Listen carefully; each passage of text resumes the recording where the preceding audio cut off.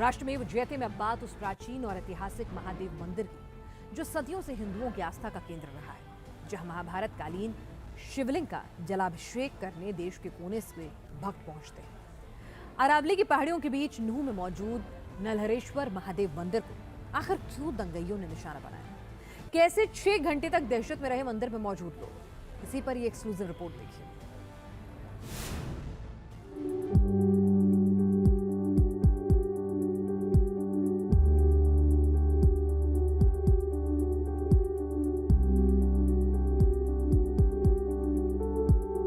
चारों ओर हरियाली बिखेरती खूबसूरत अरावली की पहाड़ियां, जिसके आंचल में सिमटी है हजारों साल पुरानी पौराणिक और ऐतिहासिक विरासत।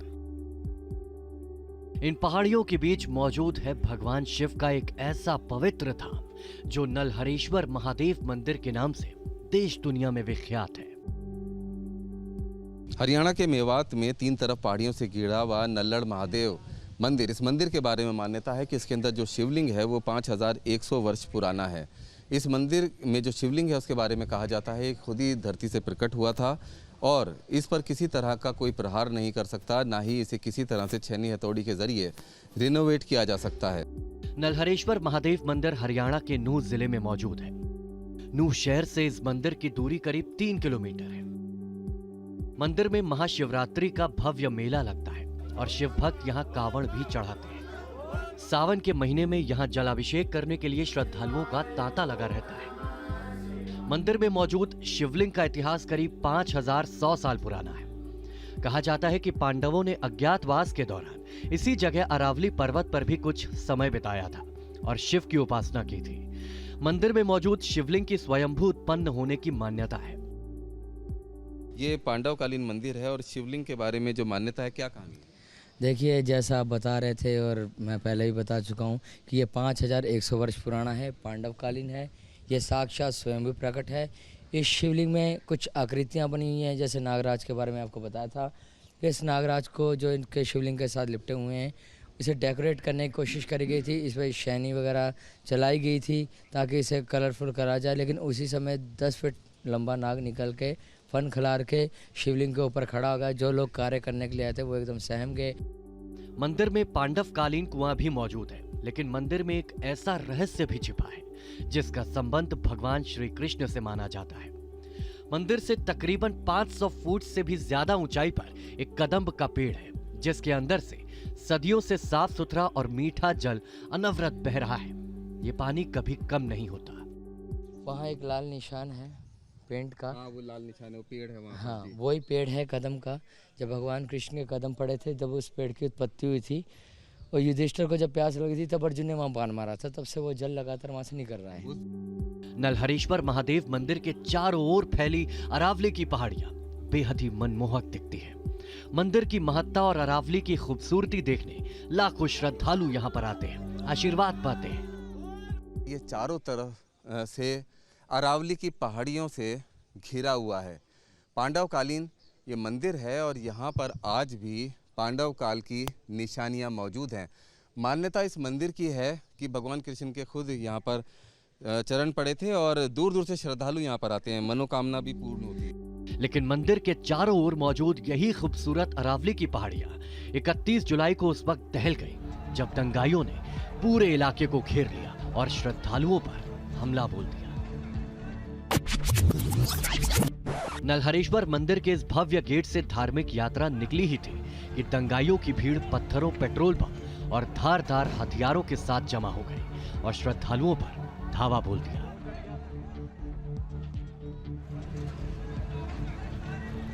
दावा है कि मंदिर के चारों ओर मौजूद पहाड़ी का फायदा दंगाइयों ने दहशत फैलाने के लिए उठाया। पहाड़ियों पर दंगाई पहुंचे हुए थे, जहां से उन्होंने पथराव किया और गोलियां चलाई।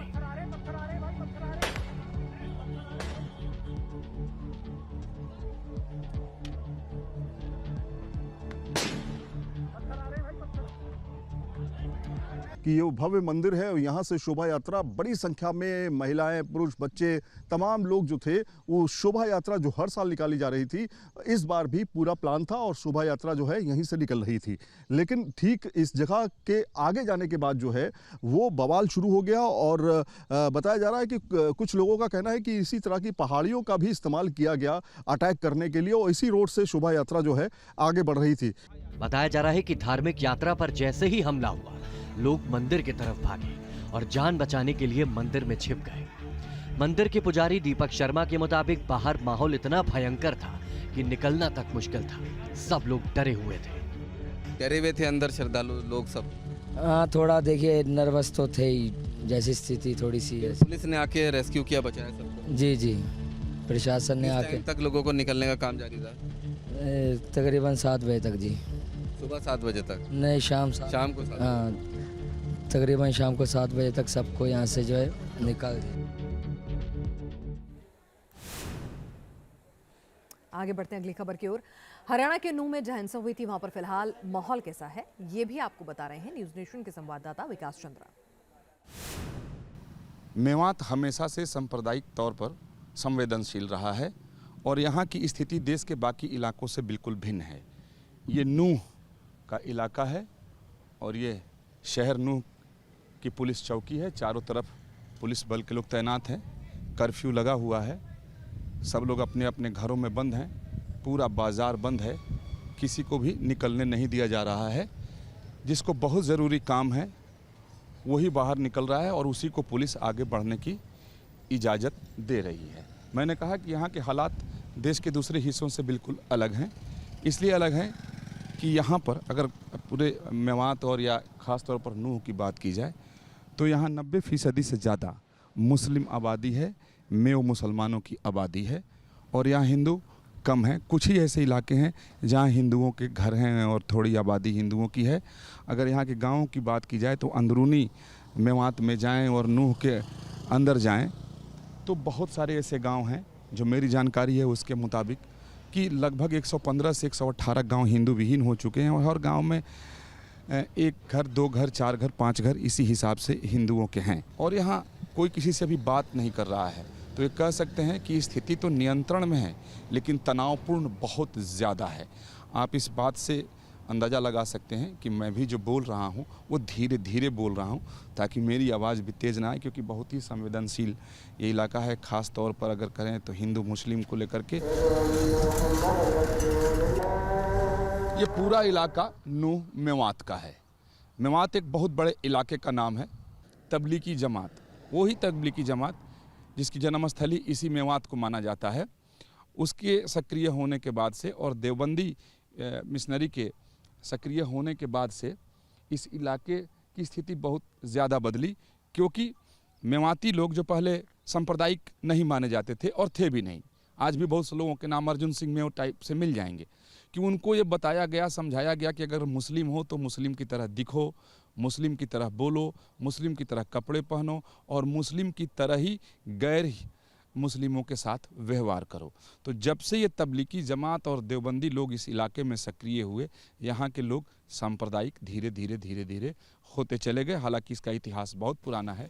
आप देखें, आगे चलेंगे और जानेंगे कि हालात क्या हैं। नूह इलाके की एक पहाड़ी से आपको कस्बे की तस्वीर दिखाता हूँ। शहर है, छोटा सा शहर है।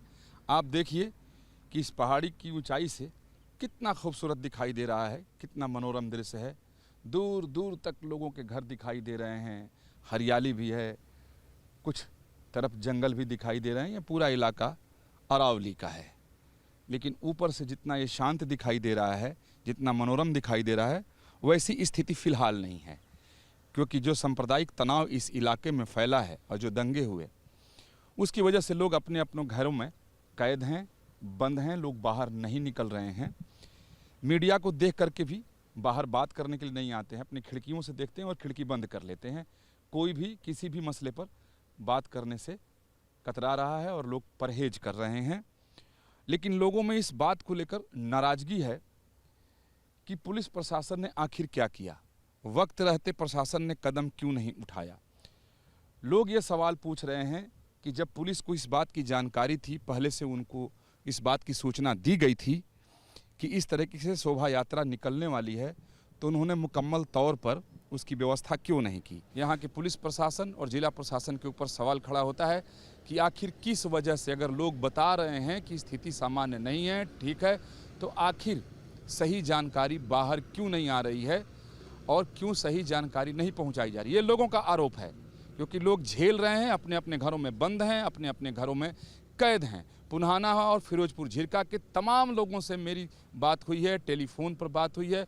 उन लोगों का कहना है कि पुलिस और या पारामिलिट्री अर्धसैनिक बल के लोग बहुत ही कम हैं और जानबूझ करके सरकार, यहाँ की प्रशासन सरकार को सही जानकारी नहीं दे पा रही है। और मुझे लगता है कि इस बात की भी जांच जरूर होनी चाहिए, इसी के साथ कि आखिर इस दंगे के पीछे कौन है, किसने इस चिंगारी को भड़काया, उसकी जांच तो होगी ही और हो भी रही है, लेकिन इस बात की भी जानकारी होनी चाहिए और जांच होनी चाहिए कि आखिर प्रशासन सही जानकारी मुहैया करा रहा है या नहीं करा रहा है। वीडियो जर्नलिस्ट अतुल राज के साथ विकास चंद्र, न्यूज नेशन, नूह। नूह विवाद हिंसा के बाद आरोप प्रत्यारोपों का दौर भी तेज हो गया है। मसलन शोभा यात्रा के आयोजकों ने पूरी जानकारी नहीं दी, ये प्रशासन की तरफ से कहा जा रहा है, जबकि आयोजक मंडल से खारिज कर रहा है। उधर गांव में पर्याप्त सुरक्षा न होने के भी आरोप लगाए जा रहे हैं। हकीकत जानने के लिए न्यूज नेशन की टीम भी नूह पहुंची।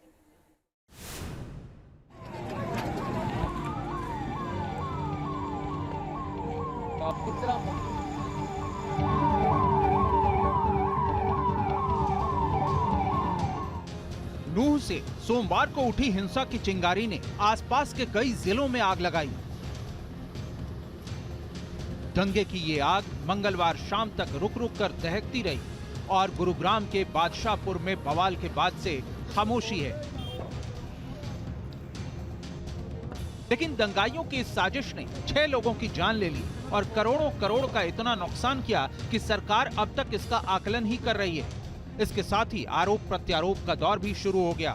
एक तरफ सरकार कह रही है कि शोभा यात्रा के आयोजकों ने पूरी डिटेल नहीं दी, जिस वजह से सुरक्षा व्यवस्था पर्याप्त नहीं हो पाई, जबकि शोभा यात्रा निकालने वाला आयोजक मंडल इससे इनकार कर रहा है। ऐसे में न्यूज नेशन की टीम ने जब आयोजक मंडल के सदस्यों से बात की तो उन्होंने प्रशासन को पूरी डिटेल न दिए जाने वाले आरोप को पूरी तरह खारिज कर दिया।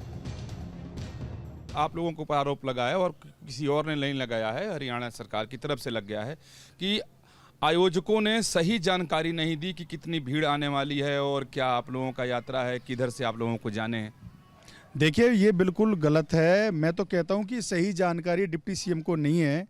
और मैं बताना चाहता हूँ कि 26 जुलाई को हमारे जो अपने आयोजक थे, उन्होंने जा कर के वहाँ एसपी जिला प्रशासन के साथ में मीटिंग की है। बाकायदा लिखतम भी वहाँ पर जो एक जानकारी और एक परमिशन के लिए जो लेटर होता है वो बाकायदा लिखतम दिया गया है। और वहाँ के एसपी और एएसपी जो मैडम थी, उन्होंने सारी जानकारी ली है, कितनी गाड़ियाँ आपके काफिले में रहेंगी, कितने लोग आने वाले हैं। हमने उनको बता दिया हमारा अप्रॉक्स 10 से 12 हज़ार की संख्या का यहाँ पर हमारा जो लिखित में दिया था। कोई सबूत आप लोगों के पास? बिल्कुल, मेरे पास में सबूत है। ये लोग जो बोल रहे हैं कि परमिशन नहीं थी, आयोजकों को जानकारी पूरी नहीं दी थी, हमने सारी जानकारी दी है उनको।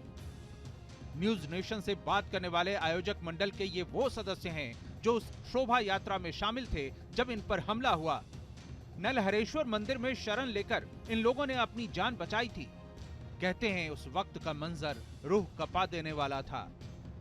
वहाँ पर एक साथ एक ऐसी अनियंत्रित भीड़ जिन्होंने अपने हाथों में पत्थर लिए हुए थे, वो उन्होंने तुरंत ताबड़तोड़ हमारे काफिले के ऊपर पथराव करना शुरू कर दिया। और इतना ही नहीं किया कि जैसे लोगों की गाड़ियों के शीशे टूट गए, गाड़ियां आगे चलने में असमर्थ हो गई, तो उनके ऊपर लाठियों से, डंडों से हमला किया गया। उनको उसमें से गाड़ियों में से निकाल करके पीटा गया है। फिर पीछे से फायरिंग भी हो गई है। फायरिंग में हमारे कई कार्यकर्ता घायल हुए हैं। इतना भयानक मंजर वहाँ पे बनाया गया। फिर बाद में भीड़ आती है, गाड़ियों में पेट्रोल बम डालते हैं, गाड़ियों में आग लगा देते हैं। वहाँ पर महिलाएं, बुजुर्ग अपना जो यात्रा में सम्मिलित थे, वो अपना जो भी ठिकाना मिलता है थानों के अंदर जाते हैं। इन सदस्यों का ये भी आरोप है कि अभी भी हालात तनाव से भरे हैं और गांव में लोगों को पर्याप्त सुरक्षा मुहैया नहीं है, जैसा सरकार दावा करती है। वो लोग सहमे हुए हैं, डरे हुए हैं, लोग बाग घबराए हुए हैं। जब तक ऐसे अपराधी जो इस अपराध में शामिल थे जिन लोगों के ट्वीट, जिन लोगों ने सोशल मीडिया पर पोस्ट किया हुआ है या कमेंट किया हुआ है, तब तक उनको जेल में नहीं डालेगी, तब तक ये मामला, हमारा जो डर है, जो मेवात में जो भय है, वो बना रहेगा। वो लोग बिल्कुल अपने घरों में कैद हैं, कोई काम धंधे पे नहीं जा रहा है। वो लोगों को आज कमाने खाने से ज़्यादा अपनी जान की परवाह, उनको लग रहा है कि अगर हम घर से बाहर निकले तो ये जो पर्याप्त, जिस प्रशासन को आप पर्याप्त बोल रहे हैं, वो पर्याप्त नहीं है उनकी जान बचाने के लिए। क्योंकि कई गांव तो ऐसे हैं कि रात भी सूचना आई थी, उन्होंने कहा था हमारे यहाँ पर कुछ लग रहा है, अगर पुलिस एक बार यहाँ पर राउंड लगा जाएगी तो थोड़ा ठीक रहेगा, लेकिन पुलिस वहाँ तक भी पहुँचने में नाकाम रही है। किसी तूफान के जाने के बाद जैसी तबाही दिखती है, नूह और पूरे मेवात रीजन में फैली हिंसा के बाद वैसे ही मंजर हैं। कई जगहों पर धारा 144 लगी है, लोग दहशत में हैं। लेकिन नूह के अंदर से सबसे पहले उन जगहों का जायजा लिया न्यूज नेशन संवाददाता ने। नूह इलाके की एक पहाड़ी से आपको कस्बे की तस्वीर दिखाता हूँ। शहर है, छोटा सा शहर है। आप देखिए कि इस पहाड़ी की ऊंचाई से कितना खूबसूरत दिखाई दे रहा है, कितना मनोरम दृश्य है। लेकिन ऊपर से जितना ये शांत दिखाई दे रहा है, जितना मनोरम दिखाई दे रहा है, वैसी स्थिति फिलहाल नहीं है। क्योंकि जो सांप्रदायिक तनाव इस इलाके में फैला है और जो दंगे हुए, उसकी वजह से लोग अपने अपने घरों में कैद हैं, बंद हैं, लोग बाहर नहीं निकल रहे हैं। मीडिया को देख करके भी बाहर बात करने के लिए नहीं आते हैं, अपनी खिड़कियों से देखते हैं और खिड़की बंद कर लेते हैं। कोई भी किसी भी मसले पर बात करने से कतरा रहा है और लोग परहेज कर रहे हैं। न्यूज नेशन की ये रिपोर्ट आगे शांति बहाली की तैयारियों में मददगार होने वाली है। सभी अब इसी इंतजार में हैं कि जल्द से जल्द नूह और मेवात रीजन में लोगों को इस दहशत से मुक्ति मिले। Team news nation.